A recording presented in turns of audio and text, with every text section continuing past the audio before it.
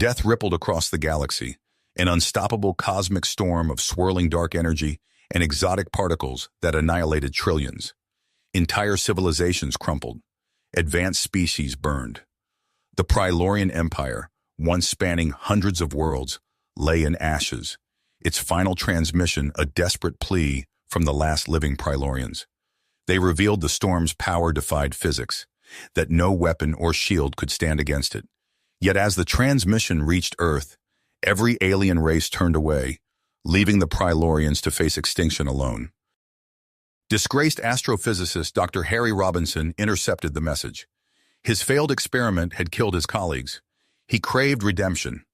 Robinson studied the data, convinced humans could harness the storm and turn its power against it. He gathered scientists and engineers, the brightest mavericks and outcasts. Working against the apocalyptic clock, Robinson's team unraveled the storm's secrets and birthed a revolutionary technology, the storm drive. As whispers of the human achievement echoed across the stars, Rigel, a young revolutionary from the Prilorian remnants, arrived on Earth. She revealed the truth behind the Empire's fall.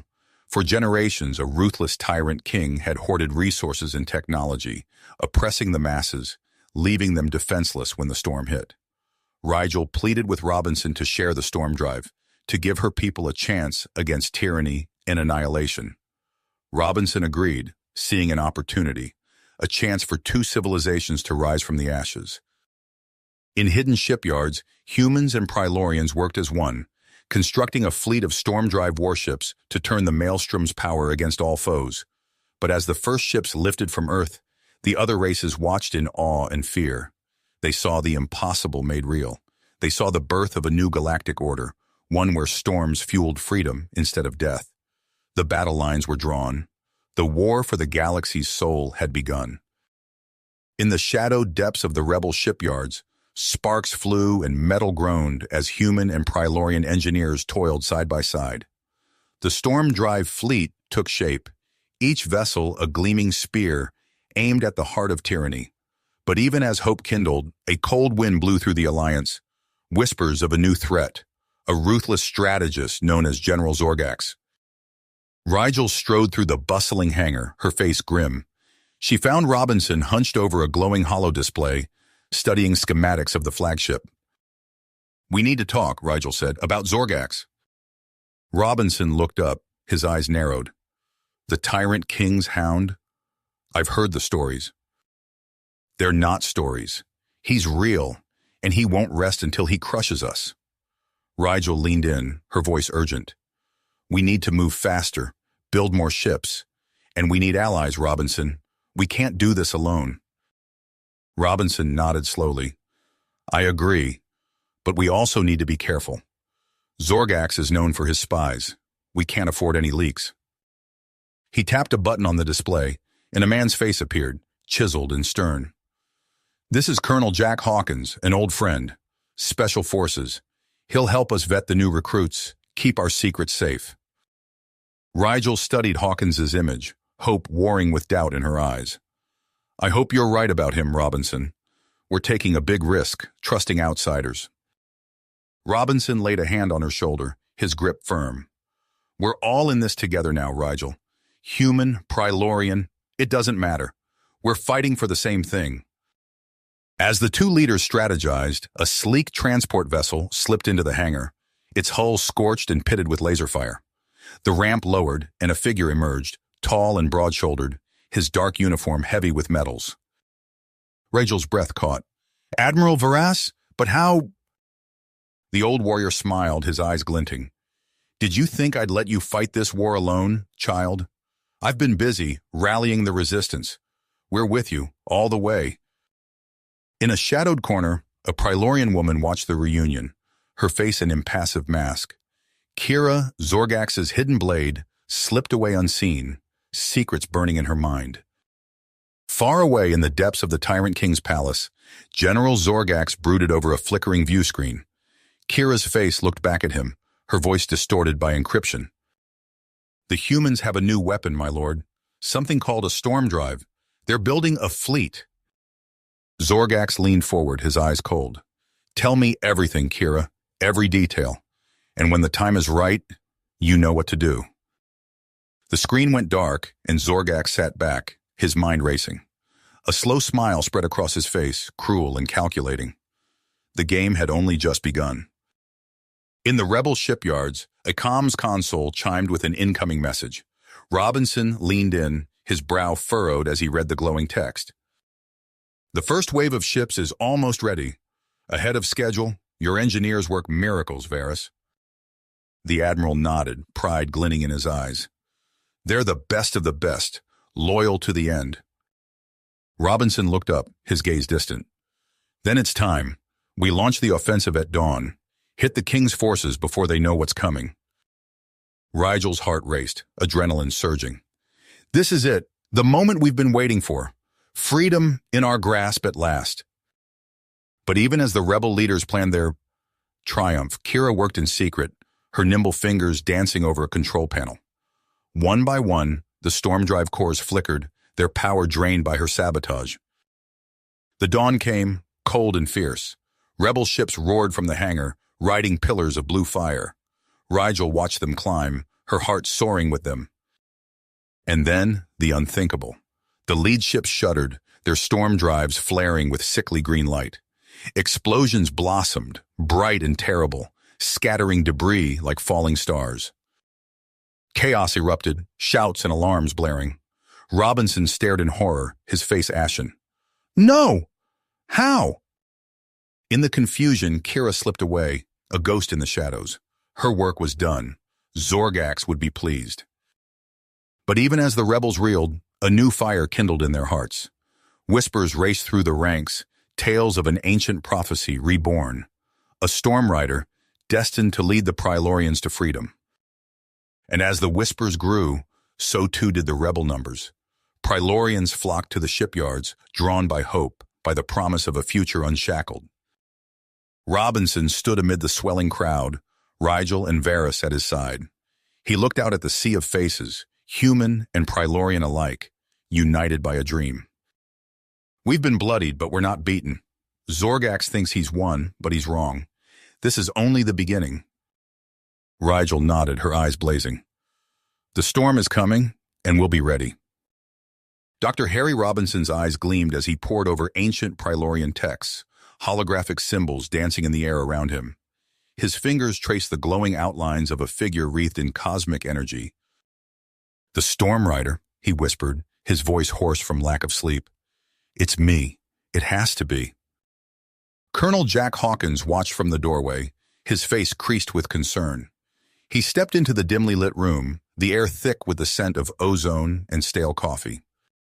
Harry, you need to rest, Hawkins said, placing a hand on Robinson's shoulder. You've been at this for days.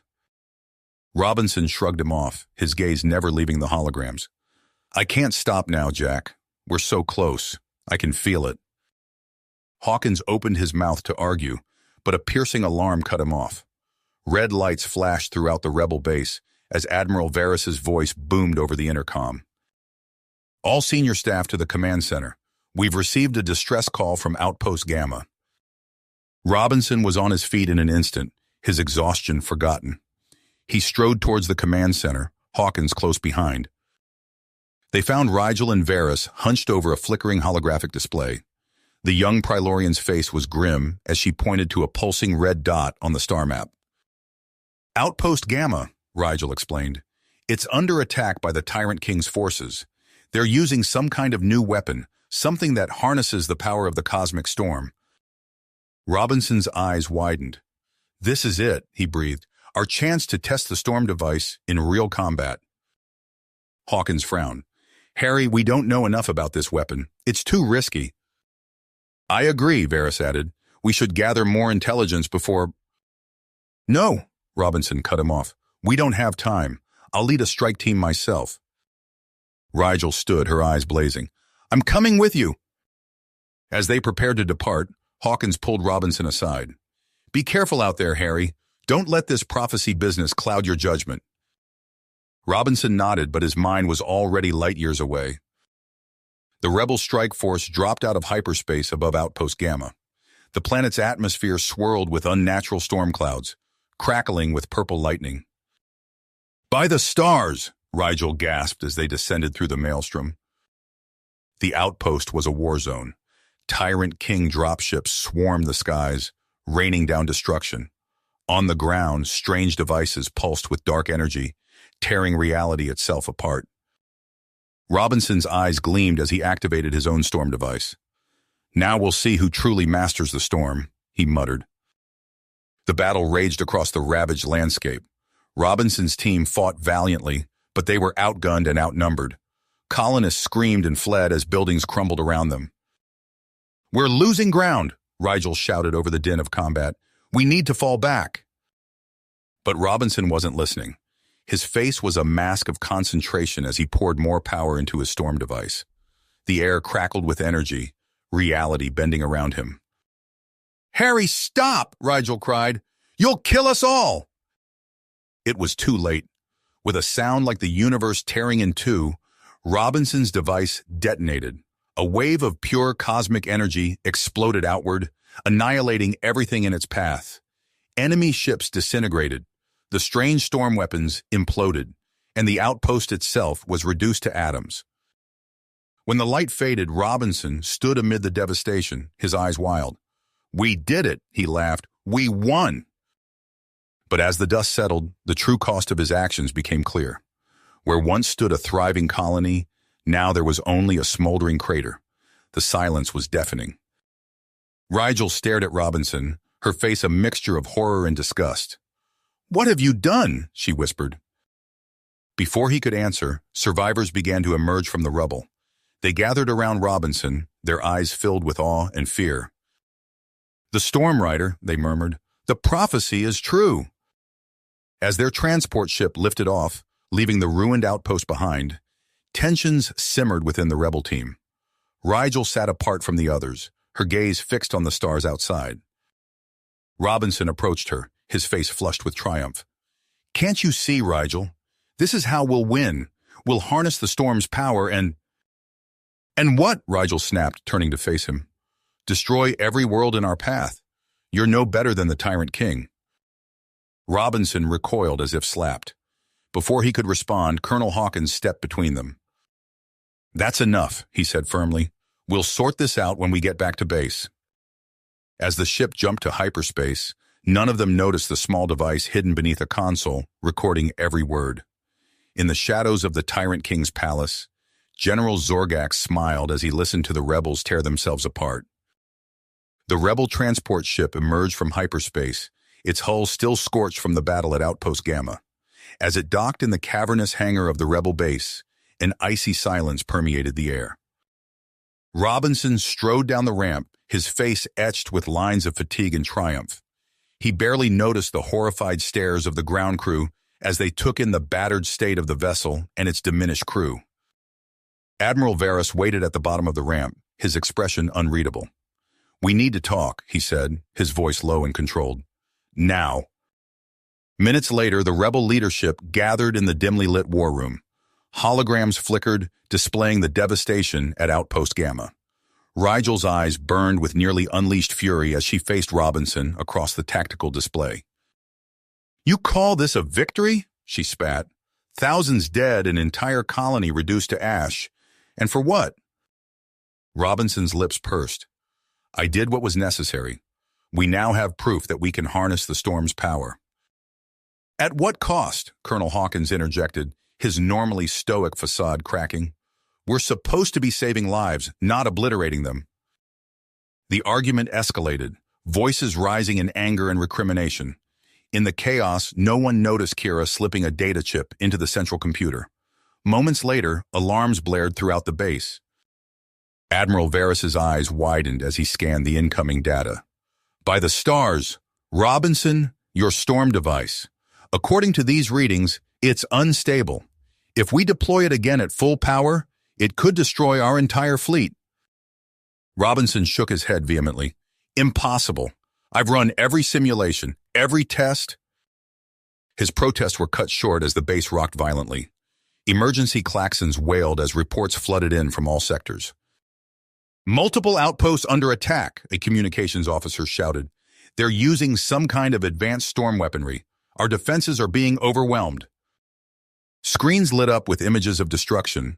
Rebel ships disintegrated under barrages of purple lightning. Entire squadrons vanished in swirling vortexes of cosmic energy. "We have to hit back," Robinson insisted, his eyes feverish. "Use the storm device." "No!" Rigel's voice cut through the chaos. "We can't risk it. Not after what happened at Gamma." As the rebels argued, their forces crumbled. Outpost after outpost fell dark, overwhelmed by Zorgax's relentless assault. In the midst of the turmoil, Admiral Varas's voice rang out, commanding attention. "There may be another way," he said, his weathered face set with perseverance. "A way to end this once and for all." All eyes turned to the holographic display as Varus outlined his audacious plan, a mission to the very heart of the cosmic storm itself. "If we can disrupt the storm's energy source," Varus explained, "we might be able to neutralize both Zorgax's weapons and our own unstable technology." A heavy silence fell over the war room as the implications sank in. It was Rigel who broke it, her voice thick with emotion. "It's suicide. You'd be flying into the heart of chaos itself." "I'll do it," Robinson said, stepping forward. "This is my responsibility, my destiny." Rigel turned away, unable to meet his gaze. "Then you go alone," she said quietly. "I won't be part of this madness any longer." As Robinson assembled his team, selecting from his most trusted allies, the rebellion fractured around him. Some rallied behind the promise of the Stormrider prophecy, while others sided with Rigel, condemning what they saw as a reckless gambit. Days later, Robinson's ship hovered at the edge of the cosmic maelstrom.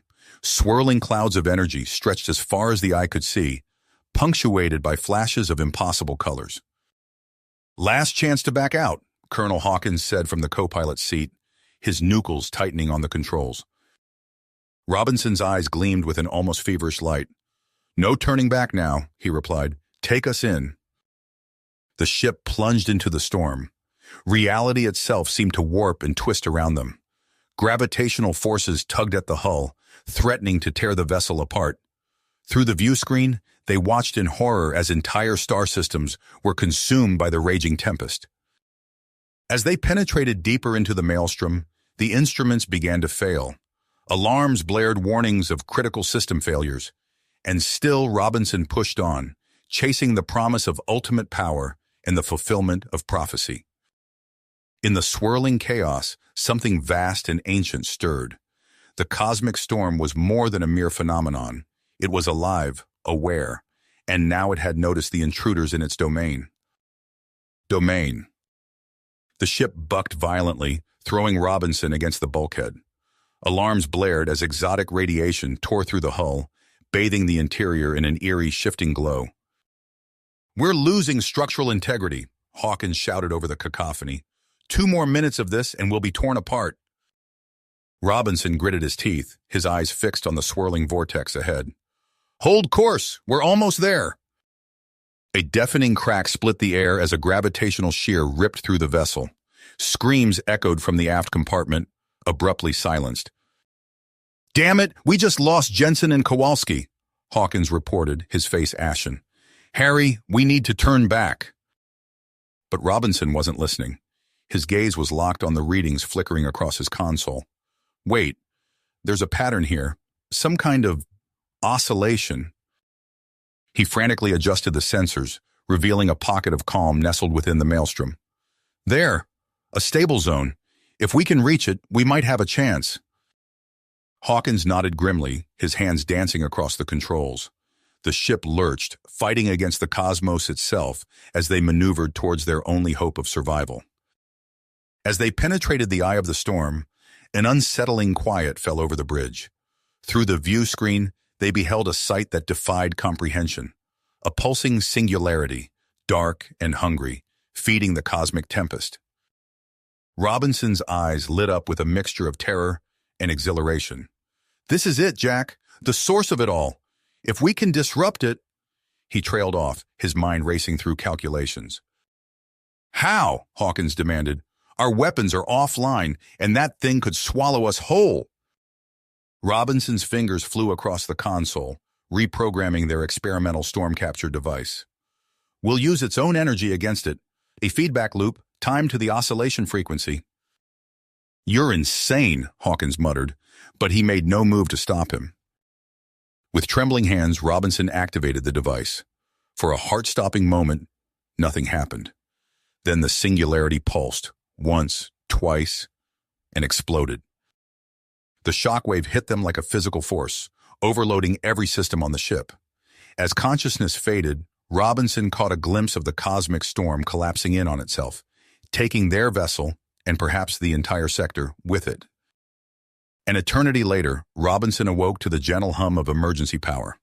The view screen showed only stars, impossibly still and silent after the fury they had witnessed. "Jack," he croaked, struggling to focus. Hawkins stirred beside him, looking as battered as Robinson felt. "We're alive," he said, his voice tinged with disbelief. "But how—" Before Robinson could respond, a crackle of static erupted from the comm system. Fragments of distress calls and status reports filtered through, painting a grim picture of the battle's aftermath. As the full scope of the destruction became clear, Robinson felt the weight of his actions settle upon him. The cosmic storm was gone, yes, but at what cost? The ship drifted aimlessly through the debris field that had once been two mighty fleets. In the eerie silence of space, the survivors of humanity's greatest gambit waited for a rescue that might never come. Days passed in a haze of emergency repairs and frantic status updates. Robinson's fingers flew across makeshift control panels, coaxing life back into systems that had no right to function after their brush with cosmic oblivion. Hawkins prowled the corridors, taking stock of their dwindling supplies and tending to the handful of surviving crew members. "Incoming transmission," the comm officer rasped, her voice raw from hours of scanning frequencies. Robinson's head snapped up. "Source?" It's Admiral Varys, sir, or it was." The message crackled to life, filling the bridge with a cacophony of distress calls and fragmented reports. As the grim picture emerged, Robinson felt the weight of devastation settle over him like a shroud. Entire fleets reduced to drifting debris, outposts going dark one by one, and at the center of it all, the cosmic storm's absence, a void that threatened to consume them all. "We did this," Hawkins said quietly, his weathered face etched with lines of exhaustion and grief. Before Robinson could respond, a priority alert cut through the noise. General Zorgax, the Iron Fist of the Tyrant Empire, was calling for a ceasefire and immediate negotiations. "It's a trap," Hawkins growled. Robinson nodded, but his eyes were distant, calculating. "Of course it is, but what choice do we have?" As they limped towards the coordinates Zorgax had provided, reports trickled in from across the sector. The rebellion was in chaos, its leadership decimated, but one name kept surfacing amidst the turmoil: Rigel. The woman who had once been his staunchest ally, now rallying the scattered remnants of the resistance. Her words crackled across open channels, a beacon of hope in the darkness. "We must unite," she urged, her voice steady despite the static. "Human, Prilorian, colonist, none of that matters now. We face a threat greater than any empire or rebellion." Robinson's fist clenched as he listened. She was right, of course. But could they trust Zorgax? Could Zorgax trust them? And after everything that had happened, could anyone trust him? The massive bulk of Zorgax's flagship loomed before them, a gestalt of harsh angles and weapon ports barely concealed beneath a veneer of diplomacy. As their crippled vessel was drawn into the docking bay, Robinson felt the weight of destiny settling upon his shoulders once more. He turned to Hawkins, seeing his own doubt and resolution mirrored in the other man's eyes. "Whatever happens in there," Robinson said quietly, "whatever Zorgax has planned, we finish this, one way or another." Hawkins nodded grimly.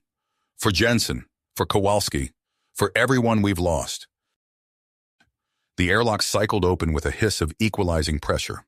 Robinson stepped forward into the belly of the beast, ready to face whatever fate awaited them all. Inside, the austere corridors of Zorgax's ship thrummed with nearly unleashed energy. Armed guards flanked them at every turn, their weapons held at the ready. The tension was palpable, a coiled spring waiting to unleash devastation at the slightest provocation. They were led to a vast war room, its walls alive with holographic displays showing the unfolding chaos across the sector. And there, framed against the stars, stood General Zorgax himself. His cybernetic enhancements gleamed in the low light, a testament to the lengths he'd gone to in pursuit of power. "Welcome, Dr. Robinson," Zorgax intoned, his voice a discordant blend of organic and synthetic. "I trust your journey was enlightening." Before Robinson could respond, the doors hissed open once more. Rigel strode in, flanked by her own contingent of rebel leaders. Her eyes met Robinson's for a moment, a maelstrom of emotions passing between them in that brief contact. "Now then," Zorgax continued, his artificial eyes gleaming, "let us discuss the fate of our universe." With a gesture, he activated a central hologram. The assembled leaders watched in horror as simulations played out, showing the cascade of entropy unleashed by the destruction of the cosmic storm's singularity. "Unless we act," Zorgax explained, his tone devoid of its usual smug superiority, "every world within reach faces total thermal death. Our petty wars will mean nothing if reality itself unravels around us." Robinson's mind raced, correlating the data with his own theories. "The galactic recyclers," he breathed. "If we could adapt them to handle singularity energy—" Rigel nodded, completing his thought. "We might be able to siphon off the excess and stabilize the region." For a moment, the room was silent, save for the hum of electronics and the weight of history being written. Then Zorgax spoke, his words falling like hammer blows. "We have no choice but to work together. A temporary alliance for the sake of all our survival." As the implications sank in, Robinson felt the familiar pull of scientific curiosity warring with his guilt and suspicion. He looked to Rigel, seeing his own conflict mirrored in her eyes. "We'll need teams," she said, her voice steady despite the enormity of the task before them. "Our best scientists, engineers, and pilots." Zorgax nodded. "You'll have them. But make no mistake, this is not forgiveness. This is necessity." As the details of their uneasy collaboration took shape, Robinson found himself at the center once more. The man who had nearly destroyed everything, now tasked with saving it all. He squared his shoulders, meeting the gazes of friend and foe alike. "Let's get to work." Robinson's fingers flew over the holographic interface, his eyes darting between streams of data. The galactic recycler schematics hovered before him, a testament to human ingenuity and alien engineering fused into a last, desperate hope. "Power fluctuations in Sector 7, reported a voice from the crowded command center. "Gravitational harmonics are destabilizing again." "Compensate with the auxiliary generators," Robinson ordered, not looking up from his work. "We can't afford another delay." The makeshift alliance of former enemies swarmed around him, united by the specter of entropy that threatened to consume them all. Imperial technicians worked alongside rebel engineers, their uniforms a patchwork of ideologies set aside in the face of annihilation. Rigel approached, her face etched with exhaustion and poorly concealed mistrust. "Your Colonel Hawkins reports another accident in the matter conversion chamber. 3 of my people are in critical condition." Robinson met her gaze, seeing the accusation there. "I'll speak with him immediately. We need every hand we can get, Rigel. This isn't the time for—" A tremor shook the facility, cutting him off. Alarms blared as the artificial gravity fluctuated wildly. "Gravitational spike," someone shouted. "Off the charts!"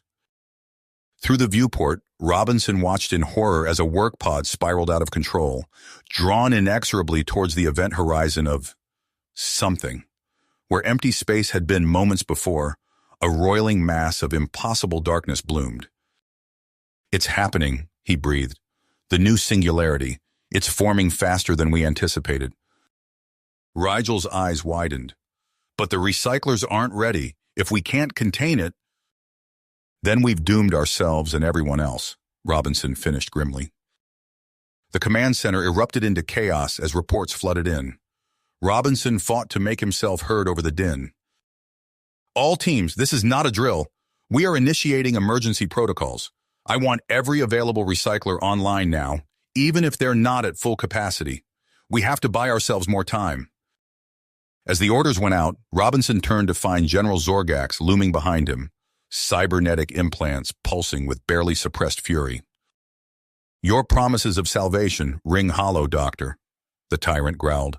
Perhaps it is time we considered alternative solutions. Before Robinson could respond, a familiar voice cut through the chaos. Incoming transmission from Colonel Hawkins, sir. You're going to want to see this. The main display flickered to life, revealing Hawkins's grim visage. Beside him stood an unassuming service drone, its designation clear, B1C3. Harry, Hawkins began, his voice tight. B1 has uncovered something that changes everything. As the drone's findings scrolled across the screen, a hush fell over the command center. The implications were staggering and terrifying. Robinson's mind raced, correlating the new data with everything they'd learned. He turned to face the assembled leaders, human and alien alike. We've been looking at this all wrong, he said, his voice steady despite the weight of revelation. The singularity isn't just a threat, it's an opportunity. If we can harness its energy. Rigel caught on first, her eyes widening. We could stabilize the entire sector, maybe even beyond. Zorgax's cybernetic eyes narrowed. And what of the power such control would bring? Who would wield it? The question hung in the air, unspoken tensions resurging. But there was no time for petty squabbles or dreams of dominion, not with entropy itself bearing down upon them. First we survive, Robinson said firmly. Everything else comes after. Now let's get to work. As the assembled team sprang into action with renewed purpose, Robinson allowed himself a moment of grim satisfaction. They had a chance, slim perhaps, but real. The recyclers hummed to life, a network of technological marvels straining against the fabric of reality itself. And at the heart of it all, a fledgling singularity waited to be born, or tamed. The true test was only beginning. The hum of the recyclers filled the air as Robinson surveyed the bustling command center. Technicians from disparate factions worked side by side, their differences set aside in the face of cosmic annihilation. But beneath the veneer of cooperation, tensions simmered. A sudden explosion rocked the facility, sending personnel scrambling for cover. Alarms blared as smoke billowed from the main construction site. We're under attack, Rigel shouted, her voice cutting through the chaos. Security breach in multiple sectors. Robinson's heart sank as he watched the surveillance feeds. Figures in rebel uniforms moved with deadly precision, targeting critical components of the recycler array. Among them, he recognized the face of Zora, a notorious extremist. How did they get past our defenses? He demanded. A junior technician stammered. Sir, our security protocols. They're offline. Someone disabled them remotely. As Robinson barked orders to contain the threat, another crisis unfolded. The comm crackled to life with Colonel Hawkins's urgent voice. Robinson, we're pinned down. Imperial forces, led by Subalor Kell, they're after B1C3 and our research data. The sound of weapons fire punctuated Hawkins's transmission. Robinson's mind raced, calculating the cascading disasters threatening to tear apart their fragile alliance. Hold on, Hawkins. We'll get you support. But even as he spoke, Robinson knew their resources were stretched to the breaking point. The recycler components were sustaining heavy damage, and without them, the singularity would consume everything. Rigel approached, her face grim. I'll try to negotiate with Zora. Maybe I can talk some sense into her. Be careful, Robinson warned. These fanatics won't hesitate to sacrifice everything for their cause.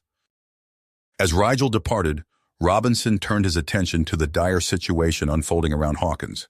The colonel's voice came through again, strained but determined. B1, initiate emergency uplink protocol. We need to expose Kell's treachery. For agonizing moments, static filled the channel.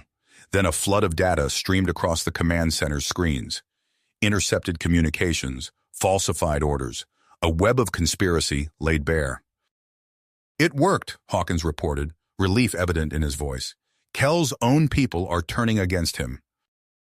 With one crisis momentarily averted, Robinson refocused on the sabotage threatening the recycler array. Reports of casualties trickled in from both sides as loyalists clashed with Zora's radicals. Rigel's attempt at diplomacy had failed. Her holographic image flickered to life, frustration etched on her features. "It's no use, Harry. Zora won't back down, and I'm picking up chatter from other factions. This is spreading." Robinson's fist clenched as he watched their carefully constructed plan crumbling. The singularity loomed ever larger, its hunger insatiable. Hawkins burst into the command center, his uniform singed and torn. "We're out of time," he declared. "We need to activate the recyclers now." "They're not ready," Robinson protested. "The damage—" "I know," Hawkins cut him off. "But we can overload the containment systems. One massive purge. It's risky as hell, but it's our only shot." Robinson's mind whirled with calculations and probabilities. The odds were abysmal, but the alternative was certain doom. "B1," he called out. "Run the simulations. What are our chances?" The drone's measured tones filled the air, outlining a razor-thin margin for success. It was a fool's gambit, but they were out of options. "Do it," Robinson ordered, his voice steady despite the weight of countless lives hanging in the balance. "Initiate the overload sequence." As technicians scrambled to implement the desperate plan, alarms blared once more. Enemy forces converged on their position, determined to claim victory even at the cost of galactic annihilation. "Hold them off," Robinson commanded. "We just need a few more minutes." The recyclers thrummed with barely held back power, pushing far beyond their design limits. Warning lights flashed across every console as the overload sequence neared its climax. "Brace for impact," Hawkins shouted. A blinding flash engulfed the command center. Reality itself seemed to bend and twist as the purge singularity energy tore through space-time. Ships and structures alike buckled under the titanic forces unleashed. For an eternity compressed into seconds, chaos reigned. Then gradually, the maelstrom subsided. "Status report," Robinson croaked, pulling himself up from the debris-strewn floor. B1's voice, miraculously intact, filled the shocked silence. "Preliminary analysis complete. The galactic purge was successful. Nexus singularity contained. Cosmic storm threat neutralized."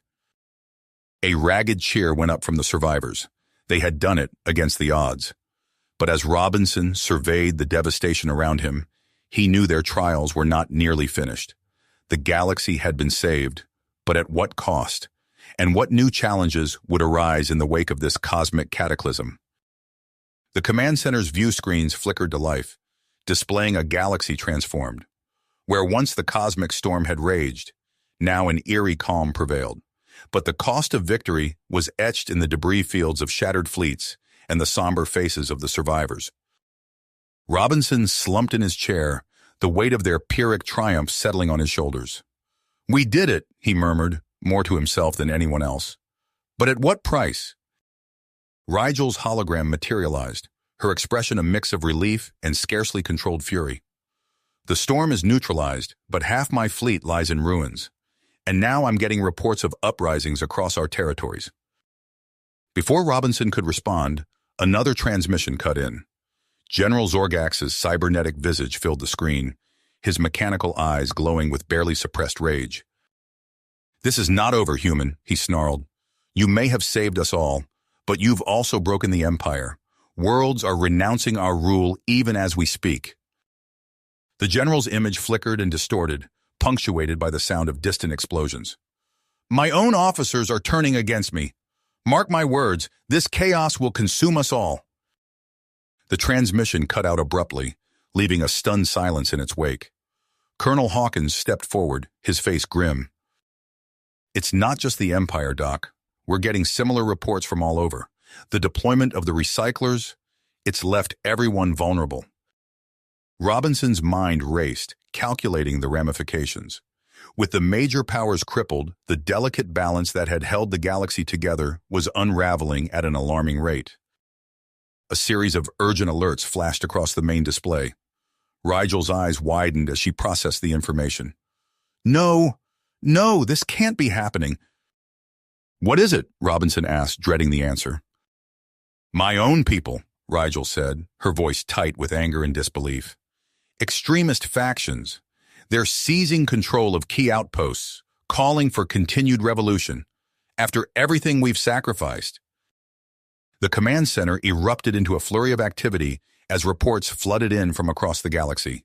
Imperial worlds declaring independence, rebel splinter groups vying for power, and caught in the middle, countless civilian populations facing an uncertain future. Hawkins approached Robinson, his expression unreadable. Harry, I can't do this anymore. We saved the galaxy, but look at the mess we've made. Jack, wait, Robinson began, but Hawkins cut him off. I'm done. There's a corporate outfit looking for experienced personnel to secure trade routes. At least there, I might do some good.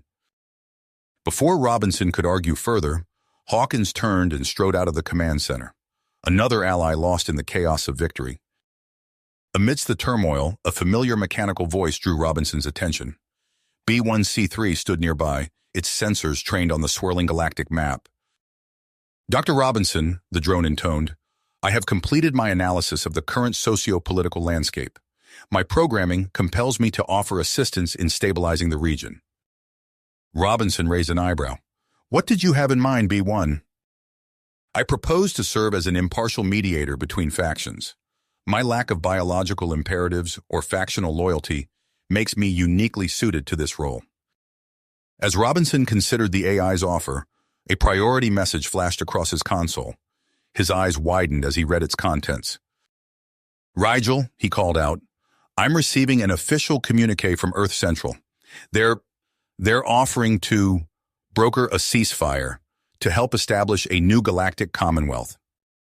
Rigel's hologram flickered, her expression a mix of hope and suspicion. And why should we trust humanity to play peacemaker? Because we have to start somewhere, Robinson replied. And right now, we might be the only ones left with the resources to make it happen. He took a deep breath, steeling himself for the challenges ahead. They're proposing a summit, neutral ground, to bring all sides to the table. Rigel was silent for a long moment, clearly weighing her options. Finally, she nodded. Very well, I'll attend, but I can't promise my more zealous followers will approve. As arrangements for the summit began to take shape, Robinson felt a glimmer of hope, but a nagging doubt lingered. How could they possibly bridge the chasms between so many fractured peoples? The answer came in an unexpected form. Daniel Monroe, Robinson's old colleague and rival, appeared on the main view screen. The man's face was lined with the weight of past mistakes, but his eyes burned with dedication. Hello, Harry, Monroe said. I hear you could use a skilled negotiator. Robinson's surprise quickly gave way to cautious optimism. If anyone could navigate the treacherous waters of interstellar diplomacy, it was Monroe. As the newly commissioned deep space habitat loomed into view, Robinson steeled himself for the challenges ahead. The galaxy teetered on a knife's edge, with the promise of a new era balanced against the ever-present threat of chaos. The shuttle bay doors opened, revealing a sea of faces representing countless worlds and factions. At the forefront stood Rigel, flanked by a diverse group of colonial leaders and the imposing figure of Admiral Vera. Robinson took a deep breath and stepped forward to greet them. The real work was about to begin. The Deep Space Habitat's Grand Assembly Hall, once filled with hope for a new galactic order, now echoed with bitter accusations and veiled threats. Robinson watched from the sidelines as the summit rapidly unraveled. These systems are rightfully ours, thundered an Imperial delegate, smacking his head on the polished table. We won't stand by while rebels and outlaws pillage our heritage. A Prylorian representative, her crystalline skin glinting under the harsh lights, leaned forward. Your heritage was built on the backs of oppressed worlds. We demand reparations, not further exploitation. Daniel Monroe, his face lined with exhaustion, attempted to interject. Please, we must find common ground. The devastated systems need our united efforts to... His words were cut short as Admiral Vera abruptly rose from his seat, cybernetic implants pulsing with hardly restrained rage. This farce has gone on long enough, he growled. The Empire will reclaim what is ours. with or without your approval." With a sharp gesture, Vara summoned his most ardent supporters.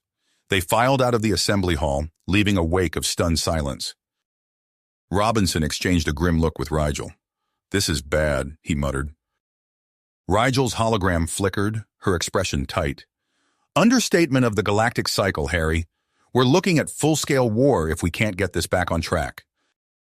As if to punctuate her words, urgent alerts flashed across the habitat's comm systems. Reports of skirmishes in disputed territories scrolled by, each one a potential spark to ignite the powder keg. Monroe's attempts to salvage the talks grew increasingly desperate. "We can still find a peaceful solution," he pleaded to the fractious assembly. But his words fell on deaf ears as more delegations stormed out, hurling accusations and ultimatums. Amid the chaos, a priority transmission cut through the din. Robinson's blood ran cold as he recognized the haggard face on the screen. "Jack," he whispered, scarcely believing his eyes. Colonel Hawkins, his features twisted with pain and urgency, spoke rapidly. "Harry, listen carefully. We've got a situation in the Korloff cluster. Zorgax has gone completely off the deep end. He's got some kind of new weapons tech, siphoned from the Singularity event. If he's not stopped—" The transmission crackled with static, punctuated by the sound of weapons fire. Hawkins glanced over his shoulder, fear evident in his eyes. "I'm uploading critical intel to B1. Make sure it gets to—" The feed cut out abruptly, leaving Robinson staring at a blank screen. His mind raced, processing the implications of Hawkins' warning. "B1," he called out. "Status on data upload from Colonel Hawkins?" The drone's measured tones filled the air. "Data package received and verified, Dr. Robinson. Transmitting through secure channels now." As the Habitat systems worked to decrypt and disseminate Hawkins's intel, another crisis unfolded. The main view screen flickered to life, revealing a battlefield strewn with wreckage and bodies. At its center stood General Zorgax, his cybernetic enhancements crackling with impossibly strong energy. "Behold the price of defiance," Zorgax roared, gesturing at the carnage around him. "The Empire will be restored, and all who stand in our way will be swept aside." The general raised his arm, now fitted with a grotesque amalgamation of Imperial tech and storm-derived components. A beam of sickly energy lashed out, tearing through the hull of a fleeing corporate survey ship without difficulty. Robinson watched in horror as the doomed vessel disintegrated, its crew's screams cut mercifully short by the vacuum of space. This was no mere border skirmish or political posturing. This was the opening salvo of a war that threatened to consume what remained of galactic civilization. As if in answer to Zorgax's brutal display, another transmission cut in. Zora's face filled the screen, her eyes burning with fanatical intensity. "You see now the true face of Imperial tyranny," she declared. "Join us in purging this corruption from the galaxy, or be counted among our enemies." The assembly hall erupted into pandemonium. Delegates shouted accusations and pleas for action in equal measure. Robinson felt the situation slipping away, years of careful diplomacy and hard-won alliances crumbling before his eyes. But even as despair threatened to overwhelm him, a new voice cut through the chaos. Daniel Monroe stood at the center of the hall, his face set with unbreakable spirit. "We have a choice to make," Monroe declared, his voice carrying over the din. "We can give in to fear and let the extremists tear us apart, or we can stand together and forge a new path." He gestured to the screens displaying the carnage in the Korloff cluster. "Colonel Hawkins gave his life to bring us vital intelligence. We cannot let his sacrifice be in vain." As Monroe spoke, the decrypted data from B1 began to flow across the Habitat systems. Irrefutable evidence of Zorgax's plans, the full scope of his storm-derived weaponry, and the devastating consequences should he succeed. The mood in the assembly hall shifted. Fear gave way to dedication as delegates from disparate factions found common cause in the face of this existential threat. Rigel's hologram flickered to life beside Robinson. "It's now or never, Harry," she said, her voice tight with tension. "Are you with us?" Robinson nodded, feeling the weight of history bearing down upon them all. "Let's finish this," he replied. As the coalition began to take shape, Reports flooded in of Zorgax and Zora's forces joining in an unholy alliance. The final battle for the galaxy's future loomed on the horizon, with the fate of countless worlds hanging in the balance. You have reached the end of the story.